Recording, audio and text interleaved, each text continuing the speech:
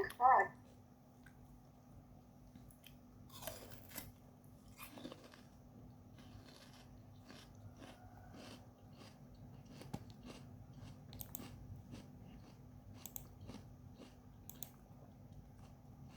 All right. Okay. So these parts we're going to discuss how are we going to meet the ethical responsibility, right? So as you all know that if we fail to meet and follow the legal and ethical consideration, we would have a serious consequences, right? For all workers in this industry, we all need to meet the legal and ethical requirements. If you are not meeting those, then you will have chance for termination of your employment. All right. Some of the organization, they may start giving some warning to the staff. But if in a serious cases, that's probably they could terminate your employment agreement. And also, if you are failed to meeting your job expectations, that would also saying you probably haven't meet ethical responsibility for your work role, right?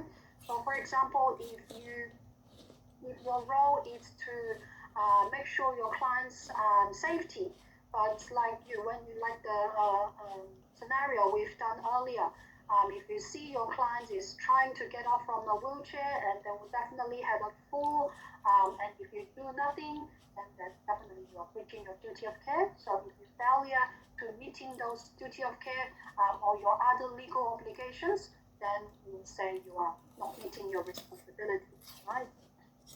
And also, if the quality of care you provided to your clients is not meeting the standards, right? We do have our aged care standards or NDIS standards. If the care and services you provided to your client is not meeting those standards, then we also saying you are not meeting your responsibilities, because it is one of our key responsibilities to provide high quality of care to all of our clients. And definitely, if you are not meeting your legal and ethical responsibility, your organization will lose their reputations, and they would have some problem with their accreditation as well when the auditor coming to do site audit, or when your client or their family member may make a complaint to the commissions, right? So then your reputation of the organization definitely not good, right? And the organization, they may also receive some penalty for any staff who are breaching clients or not meeting any legal and ethical responsibility. They would receive fine for the organization, penalty for the organizations from the governments. So definitely, it is quite serious for all of us to understanding all of those legal and ethical responsibility, and we make sure we follow and meeting those responsibilities. All right. And definitely, if we do have any potential ethical issues, make sure you are talking to some appropriate person. In our industry, we do sometimes facing some ethical issues. So here it's showing you the ethical issues means the situation that conflicts with ethical principles. Here it's showing you some of the ethical issue we may commonly see. Sorry, Tracy. Yes. Yeah, your screen doesn't move. Sorry. Doesn't move? Yeah. Let's see. Screen.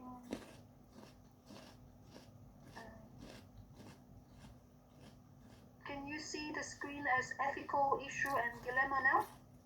Yeah. Now we can see it.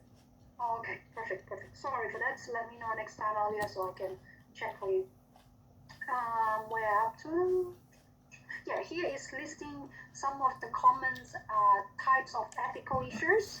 Like all we are aware regarding the ethical requirement, they could become an ethical issue. So you guys need to be aware if in your workplace there's any of those ethical issue comes up. For example, if you see any, let's say if your best friend in the workplace, you suspect your best friend in the workplace, he or she abuse one of the elderly people, even though they're your best friend. right? Ethically and legally, you do need to report it to your supervisor regarding those elder abuse, right? So that is could be one of the ethical issue. You feel like, oh, she's my best friend. I really don't believe my best friend will do this to the elderly people. But if you suspect any of those elder abuse cases, even though they're your best friend, you do need to report it. All right, and your supervisor or your manager, they will be responsible to do the investigation. All right. And some of the ethical issues like conflicts of interest, we will discuss it in a little bit more details. And also, the other thing is we may face in our workplace that will be potential ethical dilemmas, right? So ethical dilemmas are the decision-making situation where there is a conflict in value and principles. As we say, ethical dilemmas. For example, I can give you an example. I do actually showing you guys the examples here. A work colleague smells of alcohol, but you worry that saying something or reporting it will affect your work relationship, right? It's something like what we have mentioned earlier. If you smell from your colleagues, then probably you think they are drinking before they come to work. Do you think that would be a problem in the workplace? Yeah, of course, that's going to be a problem. What would be the problem you can think of if you know your colleagues, they have been drinking before they come to work? Alcohol does affect the ability of making decisions. You mean the colleagues will affect your colleagues making decisions? Yeah. Yeah, for sure. That is also like putting our clients at risks. The colleagues may not be able to fully concentrate on the tasks they're supposed to do, or they may easily ignore or forget our clients' requests. So that means they would putting our clients at risk, right? So definitely that could be a potential ethical dilemma. You may struggle whether I would need to report to my supervisor because it can affect your work relationship. That's one of the example. The other one is I'm showing you here. You have witnessed a manager being rough with a client, but you are good friends with the manager and do not want to report to break your jobs or your friendship with the manager. That could be also a ethical dilemma because you feel like, yeah, that is my manager. I do have a good friendship with them. Whether I would report to my manager.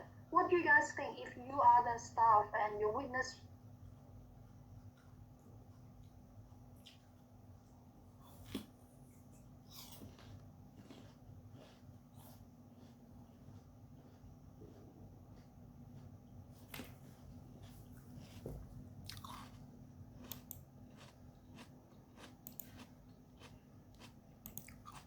You definitely can talk to the manager, right?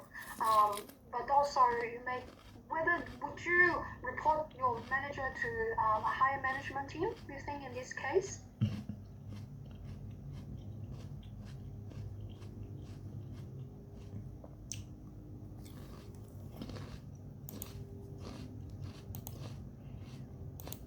Being rough to a client. I cannot think of any of the reason because as per our code of conduct, as you know, we should not be rough to our clients, regardless what. Yeah, but do you think it's better if I talk to him first, like, Yes, and then sure. I get the reason why he's doing that, and then I'll report to the higher level of. Yeah, for sure. You definitely can, but I would believe if that is your manager, as the person's role is different to you, probably your manager or your friends, they may not be telling you everything. Yeah, definitely you can talk and you can collect any information or evidence from the persons while you're talking to them. for sure you do need to, because you have a duty of care for the clients. If you see your clients treated by, even though it's a manager or other care staff, and it's being rough, then definitely we do need to report it to a higher management team, right?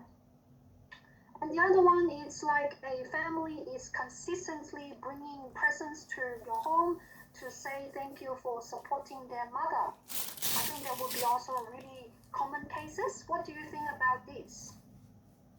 If a family member is keep bringing, let's say, a bottle of wine, or they bring some cakes, or even bring some something valuable to saying thank you for all the stuff, what would you do?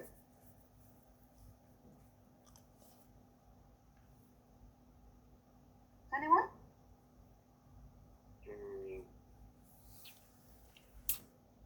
Yes, Hadi? Yes, say thank you. Say thank you, and then? Yeah, and then You would take the presents, or what would you do? yeah, actually we need to respect for the gift, but yeah, we should be professional.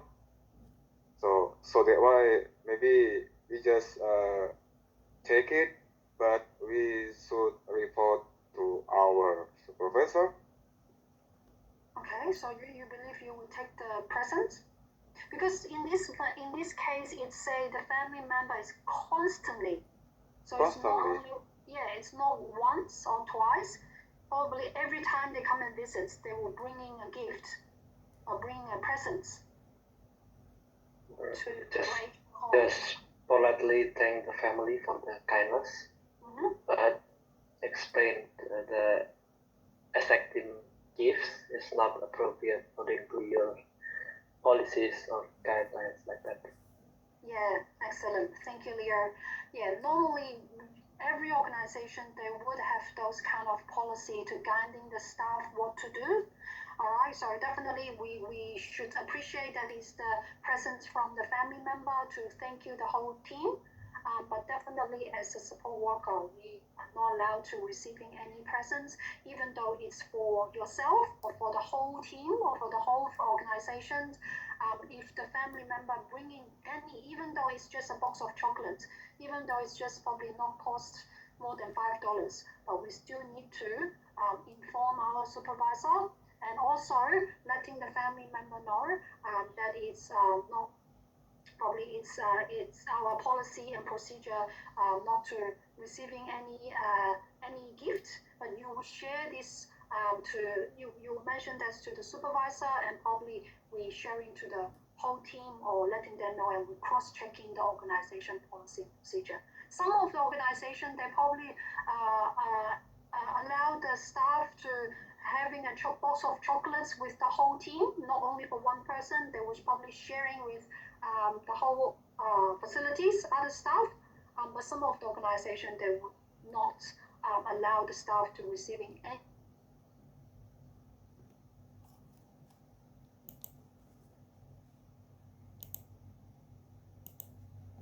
organizational policy procedure. So I think these three example I'm sharing here, that it's actually showing you will see there are some difficulty or some struggling or dilemma that would probably can make you making a decision which may potentially causing breaching the ethical responsibility. So make sure, if in case in the future in your workplace you have any of those ethical issues or ethical dilemmas, make sure you talk to your supervisor. They would be the best person to help you to making a proper decisions, and also definitely check your organization policy and procedure. Most of the time, you will find out some of the answers or some of the policy to support you to making your proper decisions. All right. And here is showing you what could we do? What will be the steps for properly discuss those potential issues, which is really similar as what we discussed last week. Firstly, identify who are you going to talk to. I think most of the time would be your supervisor or the registered nurses. Sometimes you may directly want to talk to your manager if it's some of the confidential things, then you can look for the appropriate person. And also try to organize as much as informations you can related to the potential issue, ethical issue.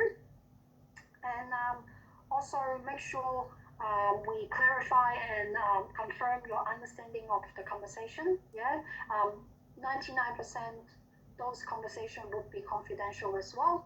And document it, write it down what you are collecting, what the information you're collecting, what is your concern, what do you think would be the potential issues about, document it, and also report it to your supervisor. So reporting is including verbal report and also by writing, right?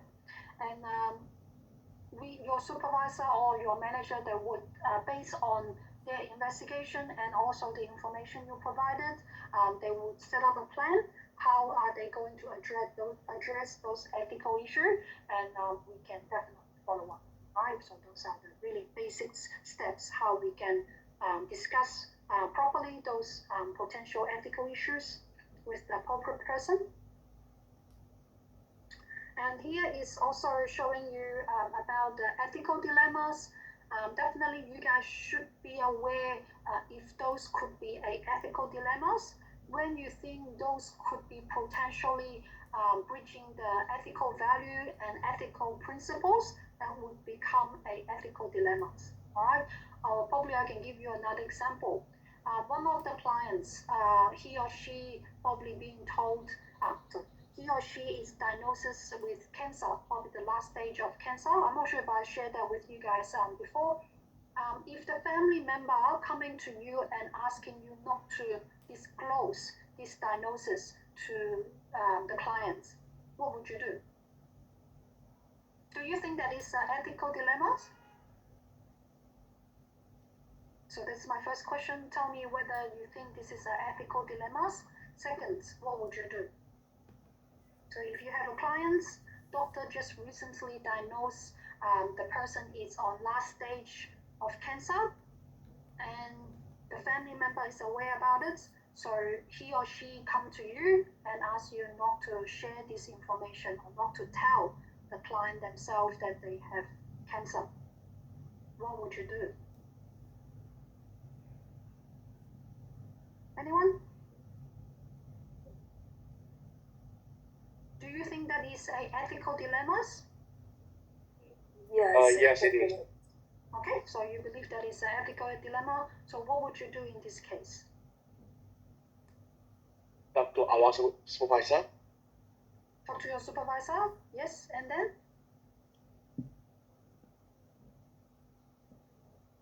Yeah, Before you talk to the brainstorming. supervisor, anything else you would do? Collecting the evidence. What evidence you're going to collect? This Maybe case the is not about just collecting evidence. What else do you think you would do before you talk to your supervisor? Talk to the patient first.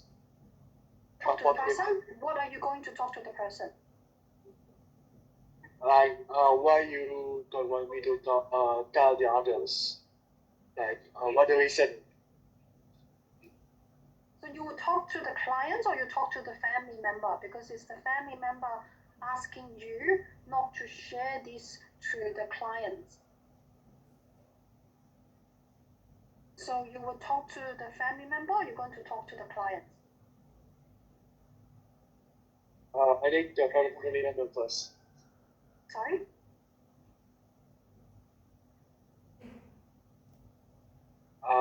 Talking to the family, like the reason why, and then discuss with the manager.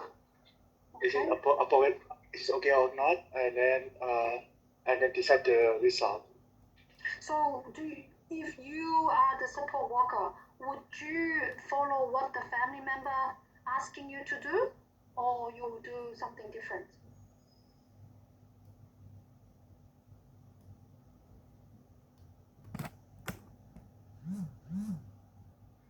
What would you do? Come on, everyone. I think I'll let my clients know what's gonna happen to them. Okay, so you would just directly telling your clients, and you are not following what your client's family member asking you to do? Maybe I should have a conversation with the family members first, and then I'm gonna tell them it's one of my responsibility to keep my client, to let him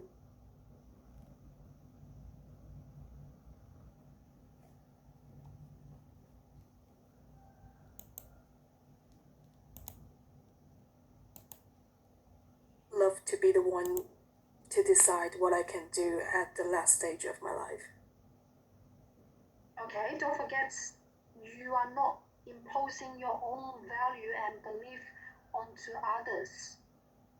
Yeah, I do understand that it's probably what you would like to be told about this, but how about if the client's family member, they just strongly asking you not to share this to the family, to the client, because they probably believe that could cause some trauma to the clients emotionally and psychologically? If they insist, I think I'll report to my supervisor or higher level and let them give me instructions on what to do. Okay, all right. Anyone else have any other idea? Firstly, do you think the clients who are being diagnosed with cancer, do you think that is the person's right to know their own conditions? Yes. Yes. Yes. Yes. So you believe that is the client's right, yeah? Yes. And also, how about the family member? Do we always need to respect our clients' family members' requests? Yes.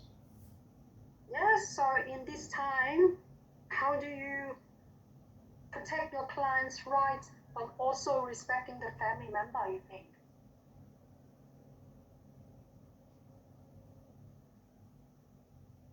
Is it tricky? Yep. I think Yes, we should What do you always think? prioritize our client. you because we are- prioritize your clients. Yeah, Okay. because we are their super workers, so we should always let them know what happens to them and what happened to their condition, and it's a part of dignity of risk as well. That is not about dignity of risks. It's nothing, the client is not aware. So it's nothing the client's making their decision. It's now we have to make the decision whether you follow what the family members say not to tell the clients, or we just tell the clients and not doing what the family member telling us to do. That is different to dignity of risks. Yes, Yon, anything else you want to add on? Maybe we can not imply it's try to set some similar examples and try to find out what our clients' opinions or what they would think would be the best, but use another example. Okay, I think that's a good start for you guys to thinking about in those situations what we can do. But what I can share with you guys is if that is the case, normally what we need to do, the first thing, talk to the family member, right? Letting the family member know this is our client's rights. They do have the right to know their health conditions. And also, like I think Jason has mentioned, or someone else has mentioned at the beginning, we could also ask the family member what is your concern? Why do you want to keep that and not sharing with the clients? We can, based on our clients' family members' concern and providing them some information or explanation, or even though we can ask the registered nurses or even ask the doctors to come and explain to the family member, right? Probably after the family member understanding the whole situation, or if the family member telling that, yeah, because I don't want to share that to my loved one, it's because I'm worried about her emotional and psychological conditions, then probably we can refer to any psychologist or even to the doctors or any other specialist to help our clients, or even though explain to the family member what we are going to do to make sure that we're supporting our clients emotionally and psychologically after the person is knowing about his own health conditions. Yeah, that is normally what we're going to do. But this case I'm sharing with you, it's quite typical. I know it is really tricky, but that is also common as well in our aged care facility, or even though in community services as well. So definitely, yeah, we do need to report to our supervisor and let them to follow up. But also before you report, you can, based on your knowledge, to try to do some research, talking to the family member, try to asking them what is their concern. If anything, we can help them to to answer their concerns or questions, then we can refer all of those to our supervisor. But as you guys agree with, this is our client's right as well.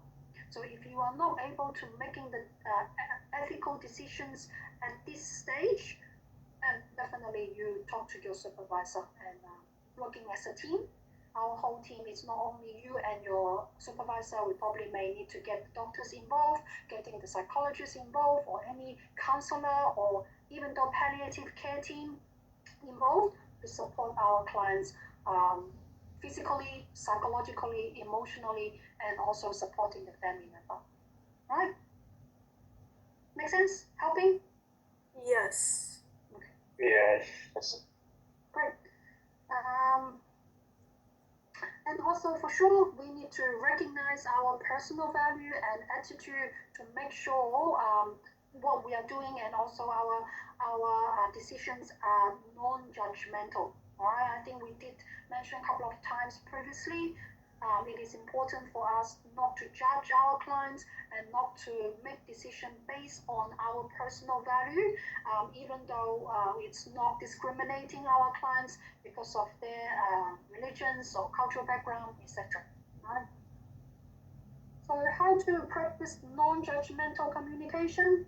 Something like you should always recognize your own value and attitude and try to avoid imposing your own value and attitude to your clients, and also be aware sometimes our body language could reflecting what you think. When you're in your workplace, we always, the first, as we say, we need to respect our clients, respect their dignity as well. If any of your body language, your facial expression, it may shows that you are judging onto your clients, even though during the conversations or communication, you need to be aware you may breaching your ethical requirements. Yeah, and always show our empathy with others, right? Even though like the example I'm giving to you, show your empathy to the family member, telling them, yeah, I do understand it must be really difficult for you to decided to tell this truth to the family member.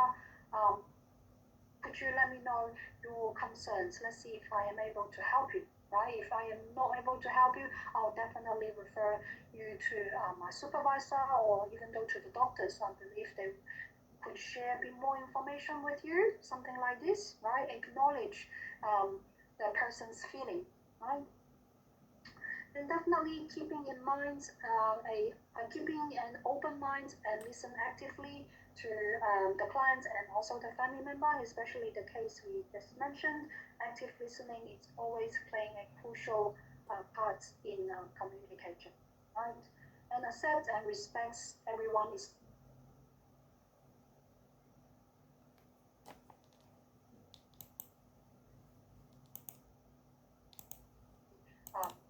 no one would always making the decision same as you, right? So understanding that. But also, how do we solve the problems about competing value systems? So here is showing you the value system. It would be something as we set of belief and value or norms, which is we done the research previously in one of our units when we're doing diversity with different cultural backgrounds, right? We also doing some study regarding some particular cultures, their cultural norms, cultural practice, customs, etc. So we need to be understanding the individual level, right? And also there is societal level that they can express their value systems, their belief, and their norms in any times. That is what we're saying is legislation.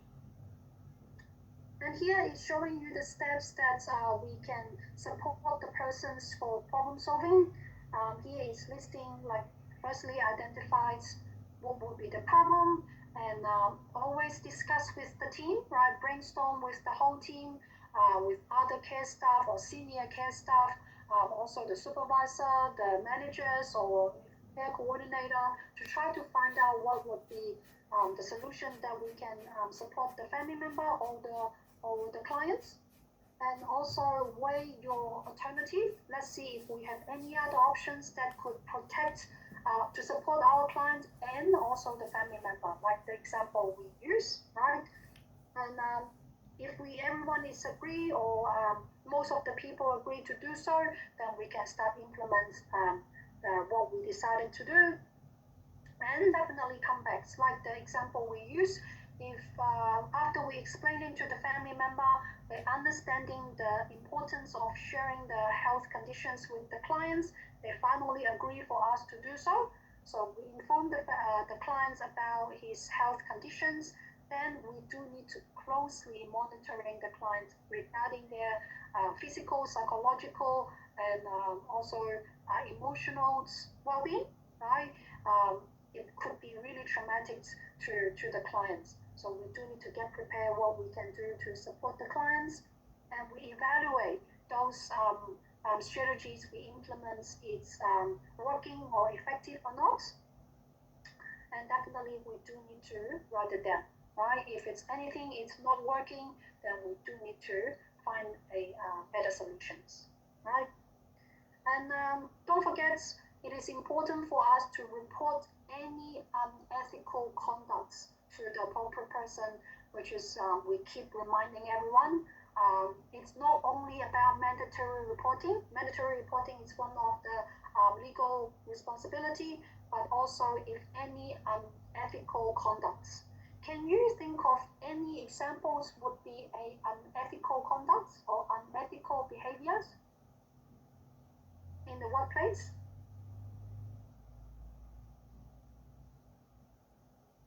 Anyone can think of?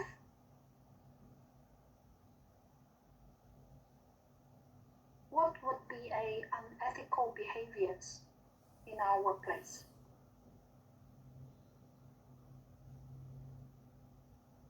I'll probably give you the first one. How about if someone is constantly coming late for work?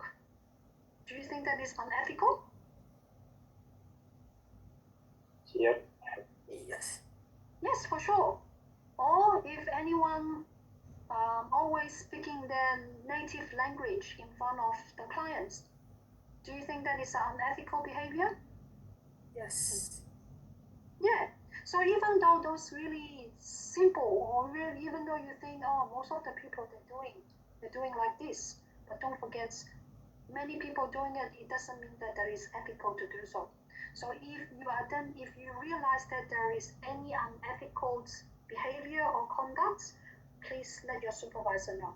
Especially when you guys are going for your work placement, I believe one of the questions on your assessment book in work placement is asking you to identify if there is any unethical behavior in your workplace.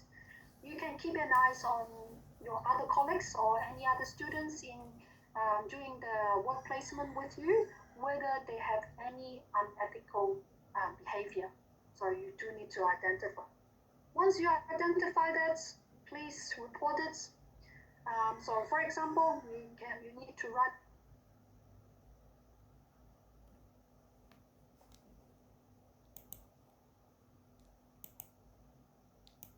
details of the incidents. And if that is related to your clients, please also mention your client's name and information in the incident report. Yeah, and write down what is happening and what would be the actions you have taken to protect your clients. All right. For example, if your colleagues, right, or even though your supervisor, they are using their native language in front of the clients, so you do need to capture all of those. And what would be the action you think you were taken at that stage while you're providing care to your clients, but your other colleagues is speaking other languages in front of the clients? What would be the actions you're gonna do? Reminding to speak in English. Reminding to speak in English, yes. And definitely we do need to check on the clients if our client is unhappy about it or they have any concern. You do need to address our client's concern as well, right? Don't forget, when we're talking about client safety, it's not only about the physical safety, it's also may causing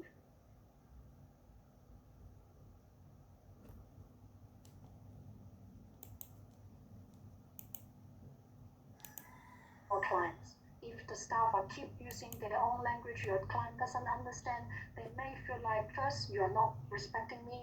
Secondly, are you talking something about myself? That's why you are using other languages, or are you making any offensive jokes about me, right? So that's definitely unethical. So you do need to report. So in case when you reported, what would be the reporting information correctly? So when you're doing the reporting, you are not writing a informal letter, right? So everything you write into the incident form that need to be formal, using the languages that is appropriate and accurate, right? And if your organization they still using the paper-based documentation system, then make sure you're writing clearly and neatly so we can easily read what the person is writing, right? And make sure you write concisely. Important to include the day and time and what is happening, and clarify some details with the persons or with the clients before you're writing, yeah? And avoid using your own personal opinions or assumptions in documentation. Everything we write that need to be objective. You only document what you've seen, what you've heard. You are not writing about what you think. Right? This is really important. And also, as we say, we were going to discuss with you guys about conflicts of interest.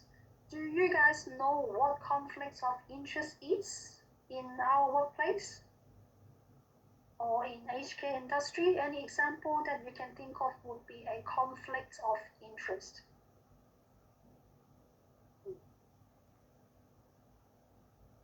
Anyone? Or do you have any example that you may think of that is related to conflicts of interest?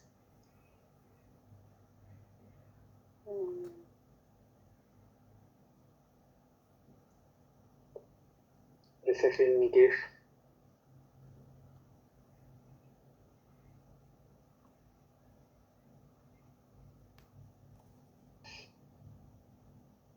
Our choices, selection. Yeah, you're right. For example, the client's family member is buying or giving you some presents every time they visit. They want you to spend more times for their loved one, for her mother or for her father. That is definitely its conflicts of interest, right? or also if you work in the organization where is your loved one, your mother or father also living in that facility, you work in that facility, you spend more time on your mother rather than other residents, then you definitely it's breaching the conflicts of interest, right? Or another example is you're working for organization A, you're also working for organization B, but you're sharing, for example, any documents or any paperwork from A to B or from B to A, then you are breaching the conflicts of interest of both organizations, right? So here is showing you what is conflicts of interest means. So conflicts of interest occurs when you or someone you know could potentially benefit from a decision you make in your work role. Like what we say, you're receiving gifts from the family member and then you are treating their loved one differently to others. So you are breaching a conflict of interest. Let's have a look at this quick scenario. So James is a member of the local hospital board. His father is getting old and frail and has had some medical problems lately.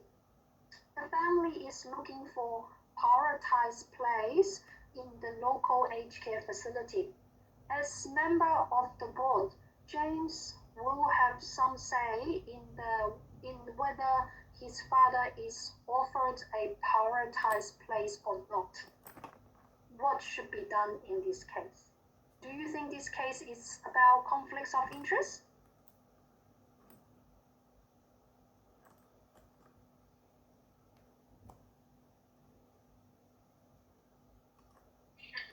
Yes, it is. Yes. Scenario? Yes. Yes, it is. Yeah, so basically James, he is a board member of the hospital, so now his father is looking for aged care. He is using his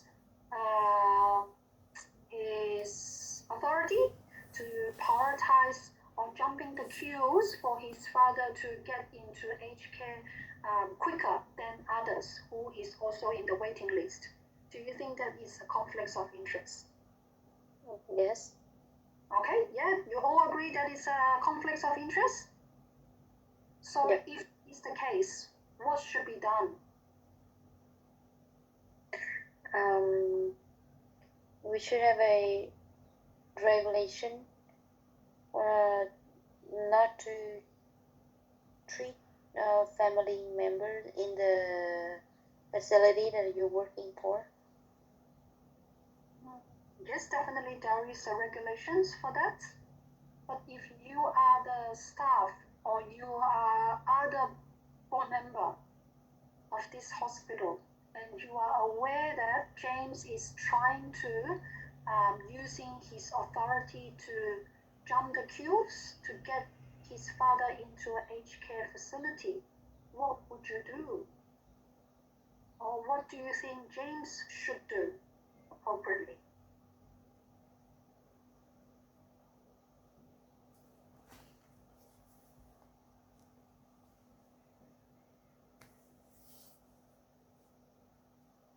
Anyone?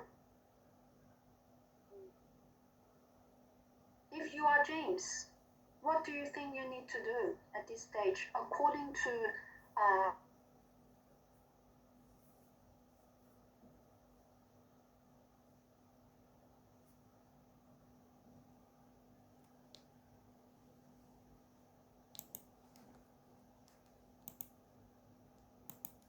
instead of my look for another place? Okay, yeah. Anything else you think James could do?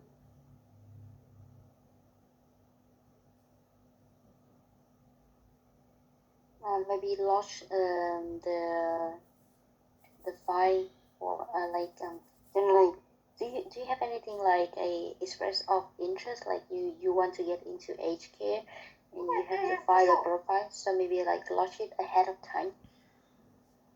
Yes, sir, definitely. In this case, James are already putting his father into the waiting list, right? But he potentially using his authority to help his father to jump in the queues, which is, for example, some of them, they may have to wait for 5 years, then they can get into the aged care. But now James, because he is the board member of the hospital, so he probably using some of his resources to getting his father into aged care in 2 months. Yeah, so that is conflicts of interest because he using this. But what James should do in order to comply with the legislation?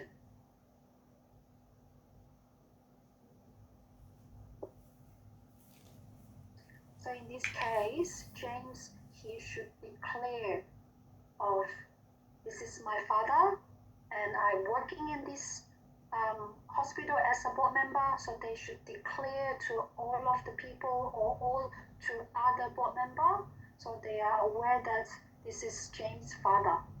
And also as other board member, they should consider and telling James this is not appropriate to do. Then he should continue in the waiting list, or definitely they can look for other aged care facility. But the most important thing is James need to declare.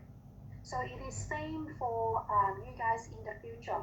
If you're working for more than one organization, like we say, you could have more than one job, right? But if you're working in 2 different facilities in the same industry, you do need to declare. You need to let both of your employer know you're working for A, but you're also working for B. So they are aware, and they could also take some actions to prevent the staff or the employee may have chance of conflicts of interest. So for your ethical responsibility, you need to declare. Does that make sense? Yes. Yeah. And also, if you see any conflicts of interest cases in your workplace, you do need to talk to your supervisor. That is also part of your ethical responsibility. All right? So far, any questions before we move to the last chapter? No. No. Okay, I know you guys are exhausted for all those activity this morning, right? I know always after lunch.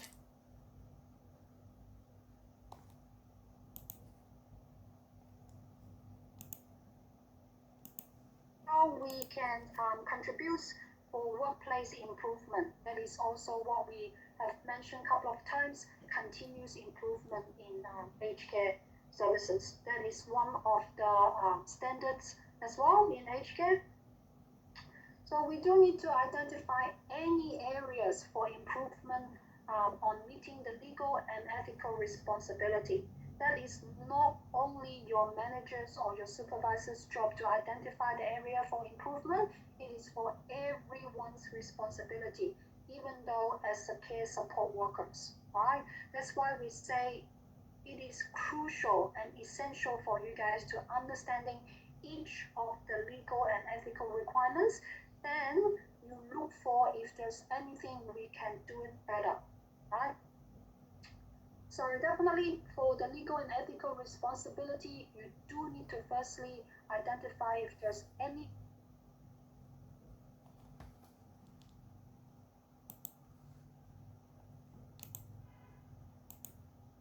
work practices. For example, we're supporting the people with living with dementia. If all staff, they are competent to supporting people living with dementia, do they know what is the management, what is the behavioral management strategies, if there's any gaps that we can improve, right? That is all requires every single staff to identify that. Even though you can ask any questions to your colleagues to checking if they are competent or if they have any other idea what we can do in terms of our legal and ethical responsibility, right? And also, don't forget, if we want to improve, ask some feedback from our clients and family member. I'm sure if they do have any of the idea, they will definitely let you know because they will benefit for themselves, right, to the clients. So always obtain some even positive or negative feedback from our clients. That would help us to improve our care and services. And after you receive any feedback, you are not keeping for yourself. Make sure you're sharing those feedback to your other colleagues and also your supervisor. That unless if your client's telling you, no, this is really confidential, I don't want you to share with anybody, but you need to explain to your clients that would help us to improve our practices, and that is not contained with any of the confidential information. Probably the only confidential information, it won't be your client's name, right?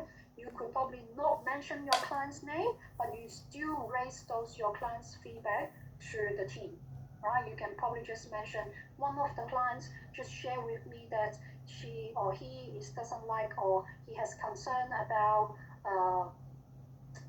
what the clinical care or personal care he received from one of the staff, etc., etc. Then I'm sharing those feedback with your supervisor, right? For definitely, if you are not able to identify that could be an issue for us to improve, then of course you are not going to raise that to your supervisor. That's why we keep reminding you guys to recognizing and identifying our clients' concerns, or if there's any of those potential issue that you identify, that would definitely help us to improve our services.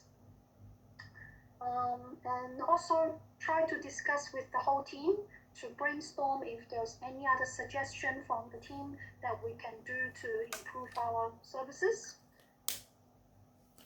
And the following is how we contribute to the review and development of the policy and procedure. From the previous classes I had, the student asking me why it is their responsibility to contribute to the policy and procedure. They believe that should be done by the head office or should be done by a higher management team. But actually, don't forget the policy and procedure it is a guideline for you guys, for all the employee. If you don't understand or if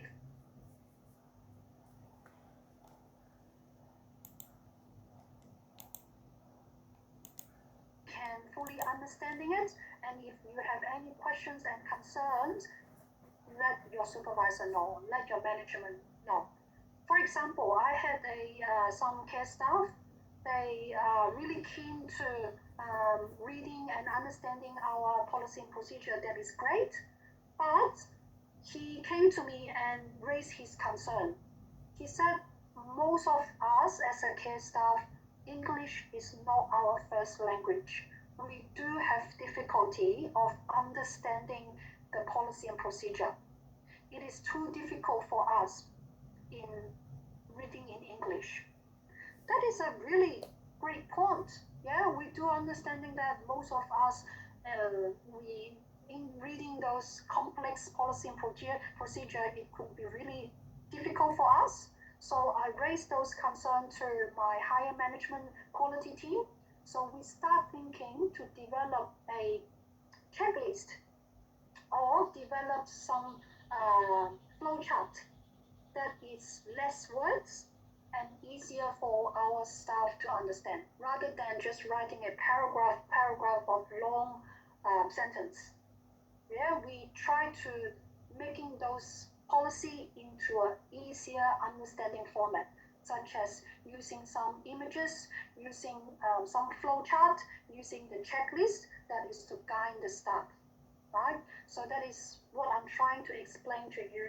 You guys also could contributing a really important part in terms of developing the policy and procedure. Does that make sense? Is that helping you to understanding this part? Yes. Okay. Yeah. I can probably give you guys another example.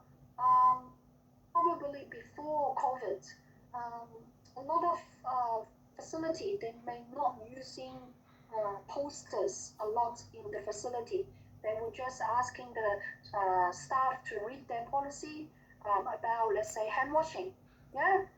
But after COVID, or when during COVID, we realized that if we're using more posters, or if we display those posters in the hallway or next or right next to the hand washing basins, that will encourage and they will effectively remind the students, remind the care support workers or any workers to washing their hands effectively. Right, that is probably another examples. That's how the staff can contribute in developing the policy and procedure. Right.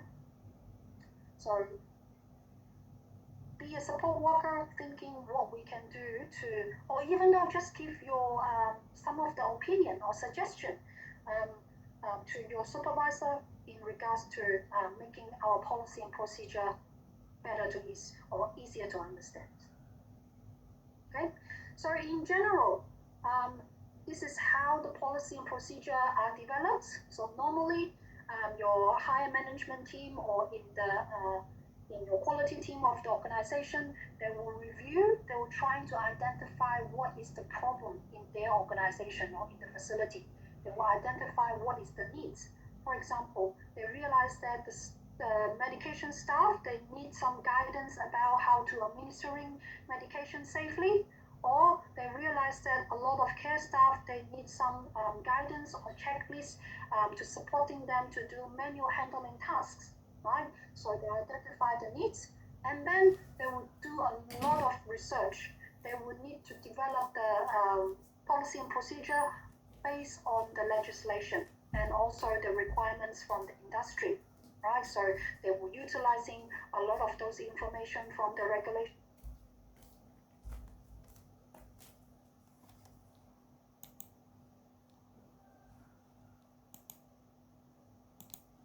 Once they have the draft, they will send it to all of those different departments. For example, the quality team, the operation team, different departments. They need to read through the draft to see if they have any other different idea or if they have any other useful resources that we can add into the draft of the policy. Then once after those period of time, we're collecting all of everyone's idea and feedback and suggestion, they would make it as the final copy, final draft. Then they would send for the CEO or send for one of the head persons from the headquarters to approve this policy. Yeah, in each organization, they will definitely have a person in charge approving any of the policy. So once this policy be approved, then they will send it to all their facilities and make sure the facility staff or also the managers, they're delivering training or education to the staff. Make sure they understanding what is the new policy or what is the updates, what is the changes about the policy, right? So we do need to help our staff to understanding all of those changes. It is similar as like what we are doing now in our facility because of the new Aged Care Act and the standards.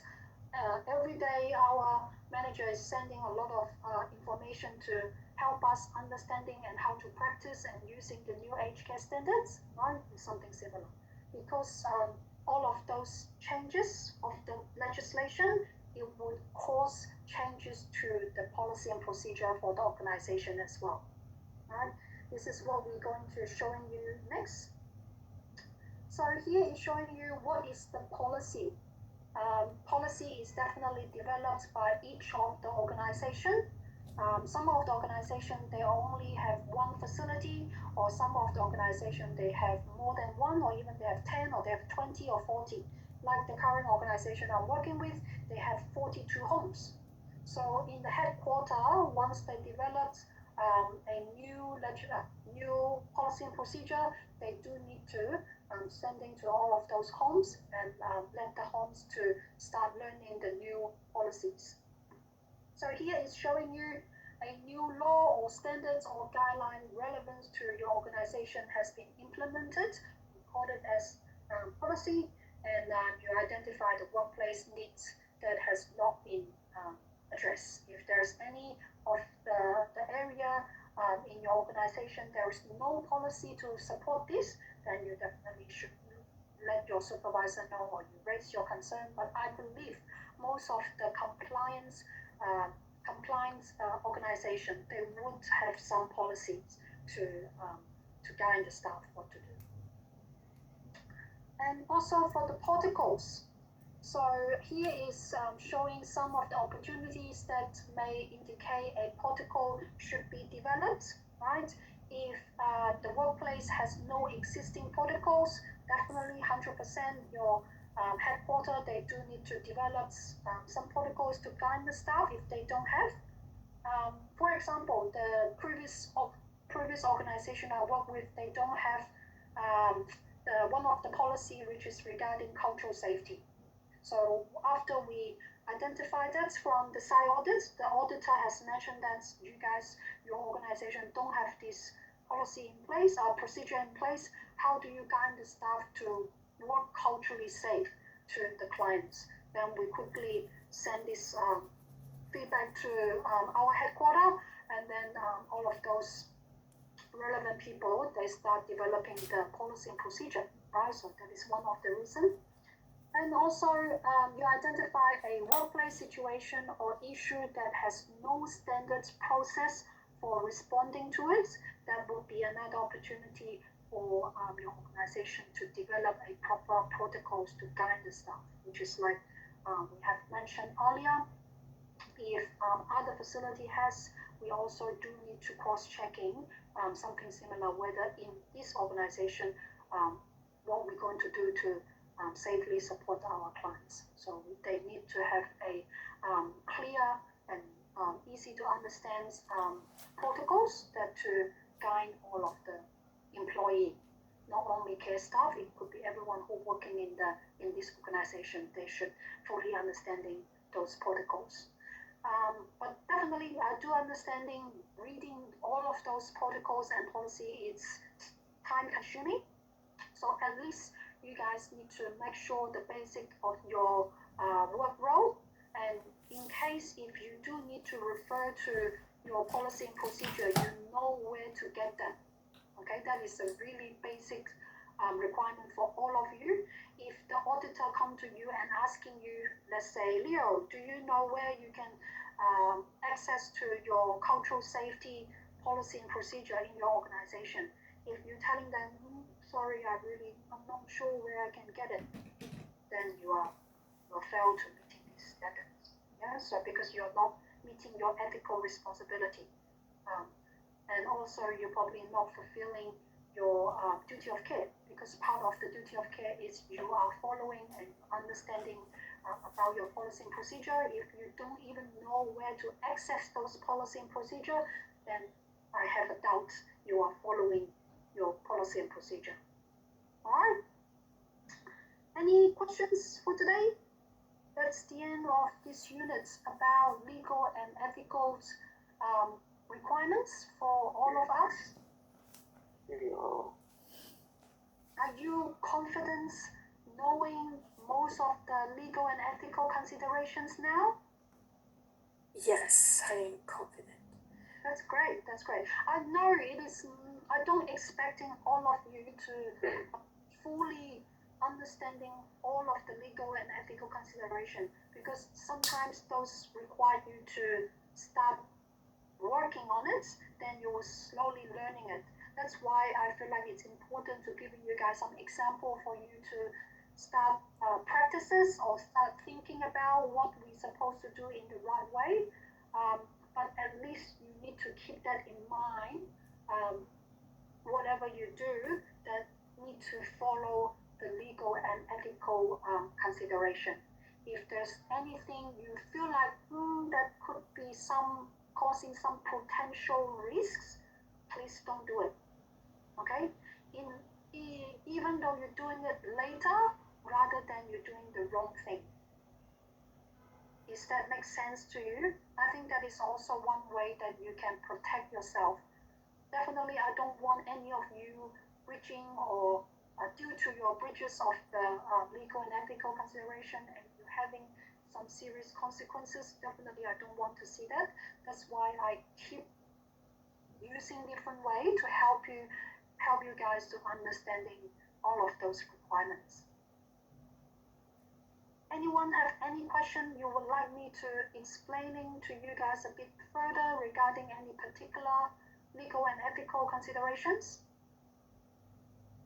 I have a question regarding to our assessment. Okay. It's Yes. about the practical assessment. How are we supposed to finish that part? So the practical assessment, I'm not sure which one you're talking about, but most of the practical assessment, they should give you some scenario or case study to allowing you to, based on the scenario, to complete that. If they do not give you any of the scenario, then that means you need to do it while you're going for your work placement. So, for example, any example you can think of that you have seen on your assessment book? Yo? Yes, there's like, let's say about this kid whose name is James, and he has disabilities in his legs, and in the practical assessment they sometimes ask what they like to eat, and it's not included in the case. How are we supposed to deal with that? Which unit is that? Because I believe if they're asking you for practical, they should give you a scenario or some of the scripts that is describing the whole conditions of the clients. Okay. If you can send me the unit's name or the question number, I can probably cross-checking for you and get back to you next week. I forgot about the unit name as well. Oh, that's all right. So you can, after the class, you can go and have a look and let me know by next week. Okay, I will. Thank you. No problem. Anyone else have any other questions regarding these units? No? Alrighty, so I have already marked more. Yes, someone want to ask any questions? I heard somebody has mentioned or something. No, I think he just said no. Okay, you just say no. Alright, so as I said, I have already marked most of the students' name.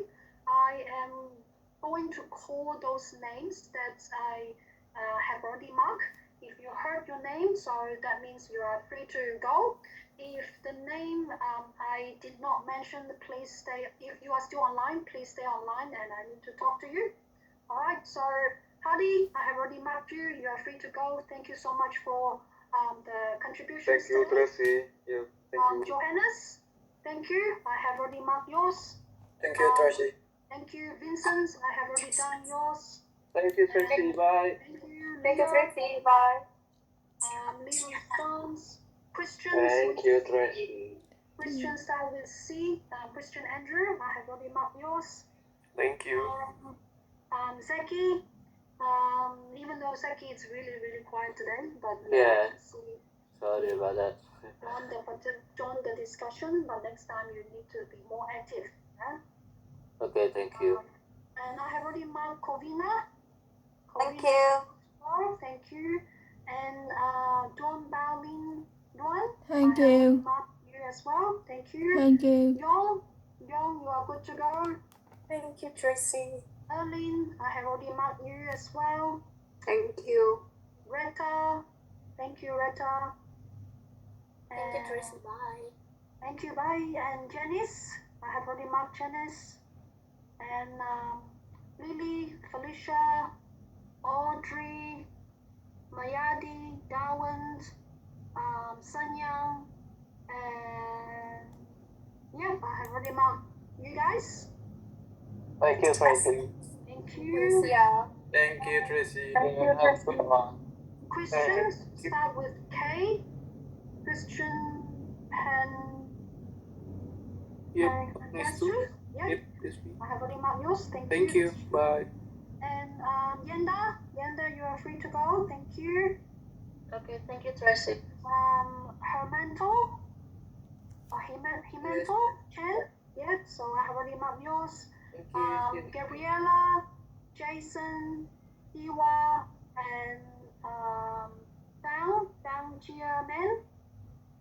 Am I right? Am I pronounced right? Thank you, Tracy. Bye. Sorry, I have already marked all of yours. If anyone's online that I haven't marked your attendance, please stay. Otherwise, the rest, I will see you guys next week. Thank you. Thank you. Have a good day. Thank you. Tracy, I have a question. It's Yes. regarding the class. So last week I got an email that says there's no evening class for today. Oh, I just have a question, but it's supposed to be a 1 day like subject. So are they gonna replace that to another day or? I am not quite sure because I am not aware that there is no evening class today. Oh, okay. But normally, if they are not